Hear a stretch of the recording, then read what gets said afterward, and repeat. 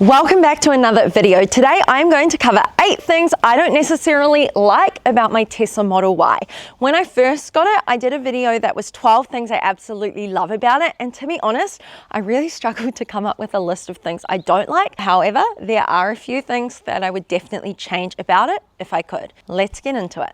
You are just going to have to ignore the fact that the car needs a really good clean. I've got the dog boot cover in here as well as the boot mat. Here, there is a boot flap. This is part of the Tesla car itself, and this is the most annoying thing. It is fully attached in here, but as you can see, it is covering the boot lock. If I was to close the boot, sometimes this is in the way and it ends up saying that the boot is still left open. So I don't know why they thought this was a good idea to put it there. Like, they could have put it anywhere else along here and it would have been a lot easier. Sometimes it gets stuck there, and the only way that I can close the boot is if I fold it up and put it under the boot mat. And these boot mats I actually bought externally, not from Tesla. I bought them from another place, and that holds it out the way so that I can close the boot. But as you can see, it sometimes comes down. So if I go to close the boot, I will find that the boot is just not shut. So I'll open the boot, check on the dog, close the boot again, get in the car to go for a drive, and then it's saying, you know, drive with caution, the boot is still open. So I do find that kind of annoying, and it's the smallest thing. So if you know any kind of fixes I could do for that, that would be amazing. But otherwise, it's just the silliest little thing that I do find quite annoying on a day-to-day basis. When it comes to opening any of the doors or the boot, I do find that sometimes if my phone is in my back pocket, which it often is, and my hands are full with groceries, I do kind of find it hard for the boot to open. Sometimes I need to actually take my phone out of my pocket before the boot can open. I have seen some really cool cars. I think it might be one of the Nissan ones, where you can wave your foot under the back of the car and it opens the boot. So if your hands are really full, you just wave your foot under. It obviously senses your phone as your key on you, and then it opens the boot automatically for you, which I think would be a really cool feature. Following on nicely from that is opening up the front trunk. The Frunk. So unless I'm missing something, you can't actually open it up just by touching, say, the T logo.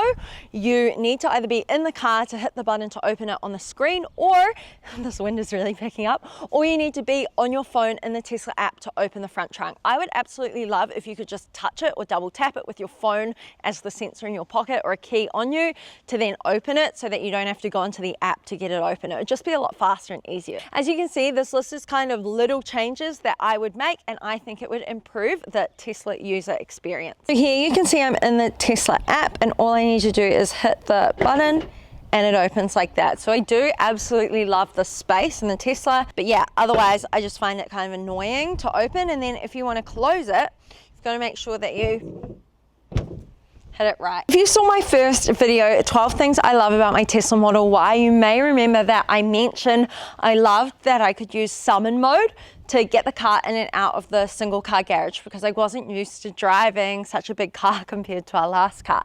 I didn't realize that summon mode was an additional paid feature, so we only had access to that, I think, for free for 3 to 6 months when we first got the car, and we actually decided that it wasn't worth paying for. I obviously can now drive the car in there. It's really good because it's got all the cameras and sensors and things like that. It makes it a lot easier, but I do think something like summon in the mode of being able to drive the car backwards and forwards with your key would be really cool if it was just free. Like, I feel as if you've already spent enough money on the Tesla, why can't they just give you that access for free without additional charge? You know what, I thought it'd be really cute if I did the video with my hair down, but it's just going to annoy me so much, and it's super windy, and I feel like someone is going to comment on it like, tie your hair up. One of the key features I really loved about the Tesla was the glass roof.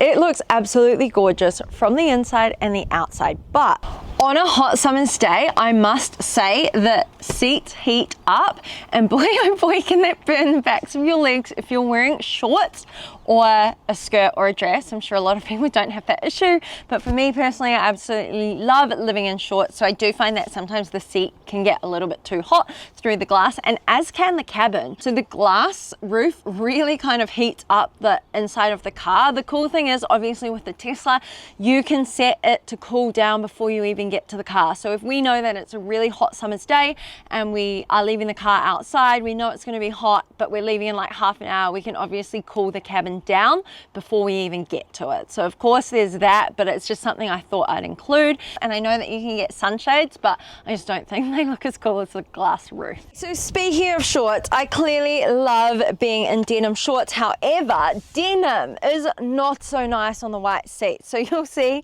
I literally have a pillowcase. I like to protect the seats as best as I can, but I don't want an ugly seat cover on. I did not pay for the extra white seats just to, you know, cover them up. So I do like to sit on a pillowcase when I sit in the car because sometimes denim rubs off onto the white material. I pretty much leave pillowcases on the passenger seat as well as the driver's seat. We often don't have people in the back seat. Here, I just don't know if I can show it on camera, but you can see this kind of streaking almost, and it's not quite slightly off-white, but I do feel like just getting in and out of the car in denim jeans or shorts has still managed to kind of change the color a little bit. So obviously we could have got black seats, but I absolutely love the look of the white seats. One of the things my husband actually mentioned about the Tesla that he doesn't like is that when you are driving on cruise control, if there is a car pulling out in front of you or if they're turning, it tends to aggressively hit the brakes like way too early. So this car could be quite far away. They'd clearly be gone by the time you got near them.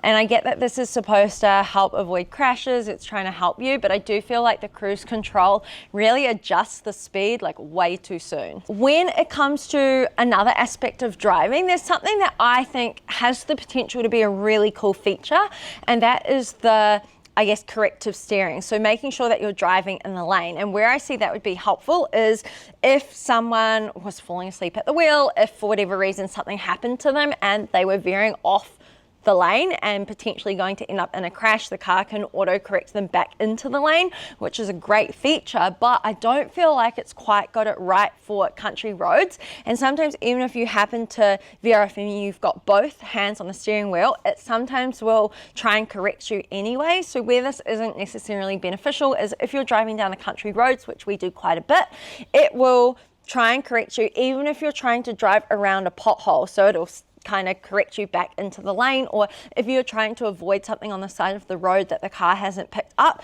then it's still going to kind of veer you back to your side of the road. Kind of annoying, but yes, of course you can turn it off. I don't know why I haven't turned it off. I just guess I like the idea of it being there to help me if I ever needed it. Lastly, let's talk about the tires. So I actually got a flat tire a few weeks ago and it was an absolute nightmare. So the first thing is, even though Teslas have so much space without the engine, I absolutely love how much storage room there is. There is no spare tire on the Tesla, or there at least isn't one with ours, and they don't come with them. So of course you could carry one around if you wanted to. But anyway, I got a flat tire. I tried to use AA here in New Zealand and they were going to be 2 hours. Now the cool thing is we actually were able to get Tesla to come out and help me, and although there's no Tesla store near us, they had a supplier of loan tires bring me a tire within about an hour. So they bought me a loan tire, took my tire off, and then all I had to do was get that tire fixed for, I think it was $35. It just had a puncture in it, got that fixed, and then I just took the loan tire back to the tire shop that they had. That was a really cool thing that they do. I do think that is worth being part of the Tesla club, I guess. But yeah, not having a spare tire might be kind of negative for a lot of people. I personally wouldn't even know how to change the tire anyway, so it wouldn't matter if I did have a spare tire. And then the other thing is, I think that the tires that come with the Tesla are really ugly, personal opinion. And if you want to pay for the extra tires, here in New Zealand when we got our Tesla, it was $2,800, and no way was I going to pay that, because chances are I was only going to end up scuffing it on a curb anyway. That is not for me, but I actually did get some Tesla covers and I do love them. I just think these look really good, and honestly they weren't expensive at all. They just help make the car overall look that bit better. Okay, so that wraps up some of the things I don't necessarily like about my Tesla Model Y, but to be honest, if I could buy it again, I definitely would. It is one of my favorite things I've ever bought myself. I find that it is so comfy to drive. I love the sound system. I just find it overall a really good car, especially being able to charge it at home and never having to go to the gas station. The things that I don't like about this are so minimal. Probably the most annoying thing is that boot flap. If you're looking at getting a Tesla and you have any questions at all, feel free to drop them in the comments and I'm happy to answer as many as I can. I am not at all a car specialist, but I just truly love this and I wanted to share some videos about my experience, because when I was looking for videos on Teslas, there weren't that many women, especially in New Zealand, covering this car. I hope you enjoyed it. Thanks so much for tuning in. Catch you in the next one.